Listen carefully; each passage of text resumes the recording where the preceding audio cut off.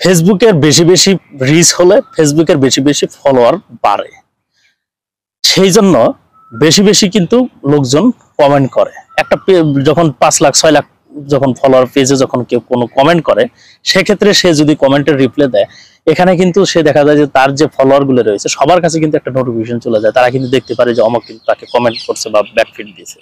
ঠিক আছে, এভাবেই কিন্তু দেখা যায় যে একজন একজনের সাথে রিলেটেড, এইভাবেই কিন্তু দেখা যায় যে পেজের কিন্তু রিচ গুলো বেড়ে যায়। কমেন্ট করলে কিন্তু পেজের রিচ বাড়ে, এটা কিন্তু 100% সত্য, 100% একদম পারফেক্ট কথা।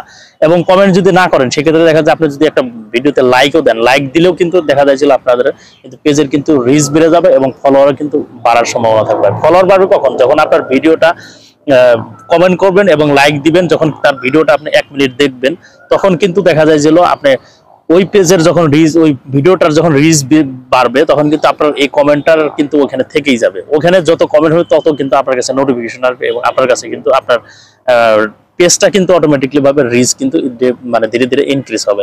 আপনার পেজ যদি মানে রিচ বাড়ে, সেক্ষেত্রে দেখা যায় 50 জনের কাছে যদি আপনার রিচ হয়, সেক্ষেত্রে 2 জন 3 জন হলেও কিন্তু আপনাকে ফলো করার চেষ্টা করবে। আপনার ভিডিওগুলো দেখার পরে কিন্তু তারা ফলো দেওয়ার চেষ্টা করবে।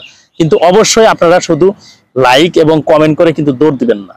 আপনাকে অবশ্যই যে ভিডিওতে আপনি লাইক করতেছেন বা কমেন্ট করতেছেন, তাদেরকে অবশ্যই 1 মিনিট হলেও সেই ভিডিওটা আপনারা দেখার চেষ্টা করবেন। যদি আপনাদের দেখার মন মানসিকতা না থাকে, তাহলে আপনি ভিডিওতে কমেন্ট করার দরকার নাই, লাইকও করার দরকার নাই, আপনারা ভিডিওটা স্কিপ করে অন্যদিকে চলে যাবেন। সেক্ষেত্রে দেখবেন যে যাদের কমেন্ট করার দরকার, যাদের ভিডিও দেখার দরকার, তারাই দেখবে, সেক্ষেত্রে তারাই এখান থেকে বেনিফিট পাবে বলে আমি মনে করি।